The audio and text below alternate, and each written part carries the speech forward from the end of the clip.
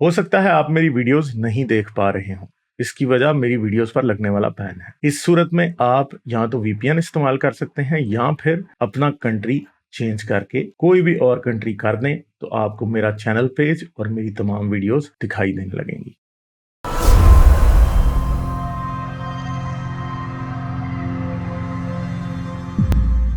भाई Higgs boson को with diagram explain कर दें। अरे यार, दुनिया में जितने भी क्वांटम मैकेनिक्स के पार्टिकल्स हैं ना, बेसिकली जैसे ये हमारे पास हो गया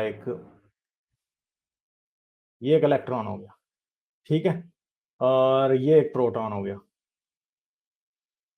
अब प्रोटॉन तो बेसिक पार्टिकल नहीं है ना, इलेक्ट्रॉन हो गया, ये क्वार्क है, क्वार्क,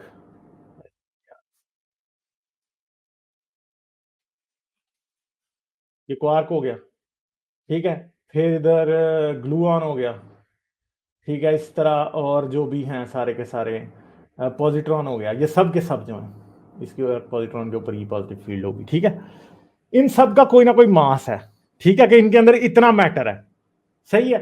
अब हिग्स फील्ड जो है ना, जिस तरह एक ग्रेविटी एक फील्ड है वो यूनिवर्स के अंदर फैली हुई है, इसी तरह हिग्स फील्ड भी है। हिग्स फील्ड जो है वो कहते हैं कि वो पार्टिकल्स को मास देती है। अब हिग्स बोसॉन जो है वो क्या हो गया, डिस्कवर हो गया, ठीक है।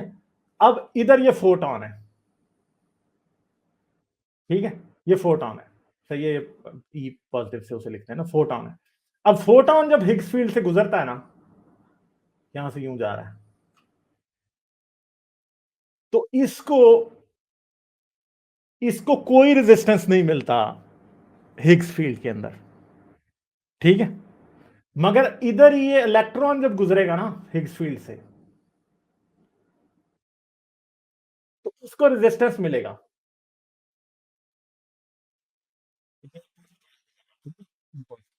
इसको रेजिस्टेंस मिलेगा।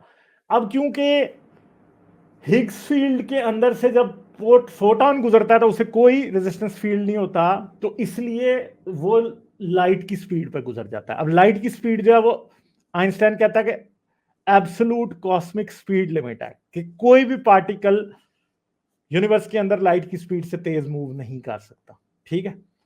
तो होता क्या है कि और फिर जब लाइट की स्पीड पे फोटॉन मूव करता है तो इसका मास 0 होता है, ठीक है।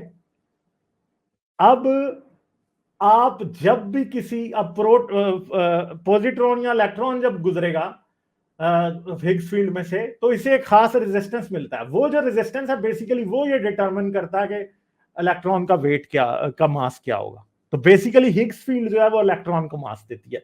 इसी तरह क्वार्क जब गुजरेगा तो वो भी हिग्स फील्ड से इंटरेक्ट करेगा, फोटॉन गुजरेगा वो भी करेगा, अप क्वार्क, डाउन क्वार्क, ठीक है। ये सारे के सारे जितने भी हैं ना, ये हिग्स फील्ड से गुजरते हुए उसके साथ इंटरेक्ट करेंगे और उस इंटरेक्शन की वजह से इनको मास मिलता है, ठीक है। तो इसीलिए हिग्स फील्ड को, हिग्स बोसॉन को गॉड पार्टिकल कहा जाता है, क्योंकि वो क्या कहते हैं, मिसनोमर है मगर उसे जो है वो इसलिए गॉड पार्टिकल कहा जाता है कि अगर अगर हिग्स फील्ड ना होती तो ये जितने भी पार्टिकल्स हैं यूनिवर्स में, इनके पास मास नहीं था होना, और जब इनके पास मास नहीं होना था ना, तो इन ग्रेविटी होनी नहीं थी यूनिवर्स में, ठीक है। अब क्योंकि हिग्स फील्ड ने पार्टिकल्स को मास दिया और ग्रेविटी बनी, ग्रेविटी की वजह से फिर सारा आगे साइकिल चला, कि हिग्स फील्ड ने पार्टिकल्स को मास दिया, पार्टिकल्स की वजह से फिर जो है वो एटम्स को मास मिला, एटम्स को मास मिला तो उसकी वजह से ग्रेविटी बनी, ग्रेविटी जब बनी तो उसकी वजह से स्टार्स बने, जब स्टार्स बने तो उसके अंदर हैवियर एलिमेंट्स बने, जब हैवियर एलिमेंट्स बने तो उससे रॉकी प्लैनेट्स बने, जब रॉकी प्लैनेट्स बने तो उनके ऊपर लाइफ बनी, और वो जो लाइफ बनी उसमें हम भी आते हैं, ठीक है। तो इसलिए हिग्स बोसॉन को गॉड पार्टिकल कहा जाता है, कि इसके बगैर यूनिवर्स में कोई भी चीज एग्जिस्ट नहीं कर सकती, ठीक है जी, ये बात है सारी, ठीक हो गया।